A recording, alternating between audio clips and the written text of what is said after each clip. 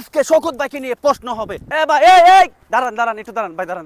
আরে খোকন ভাই কেমন আছেন? আছি আলহামদুলিল্লাহ, ভালো আছে? এই তো আছি।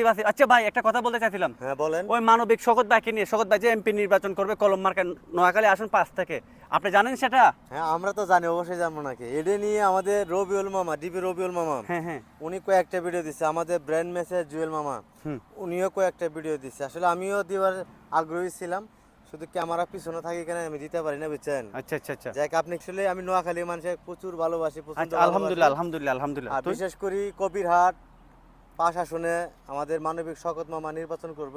হ্যাঁ। নোয়াখালী মানুষ যারা থাকবেন দেশ এবং প্রবাস থেকে যারাই আছেন, অবশ্যই কলম মার্কে ভোট দিবেন, ঠিক আছে? কারণ এরকম মানুষ শতে হাজারে একটা। আচ্ছা, কলম মার্কায় ভোটটা কেন দিবে শওকত ভাইকে, এটা একটু বলেন। আর কলম মার্কে ভোট দিবেন এই জন্যই, দেখেন বাংলাদেশে অনেক হাজার হাজার কোটি টাকার মালিক আছে। হ্যাঁ।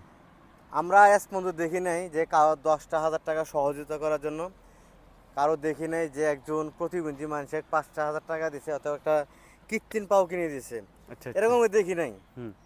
কিন্তু মানবিক শওকত মামা উনি কিন্তু অনেক মানুষের ঘর থেকে শুরু করে চিকিৎসা থেকে শুরু করে যা লাগে সম্পন্ন করে দিছে, এবং ওনার নিজের জায়গা নাই, জায়গা নেই। হ্যাঁ। ঠিক আছে? এরপরে অন্য জায়গা ভাড়া নিয়ে এই ইয়ের মানুষগুলো যে আসছে রুগী টুগী, হুম। কোনো ফাউন্ডেশন, ইয়ের নাম কি, হাসপাতালের নাম বেয়ারিশ।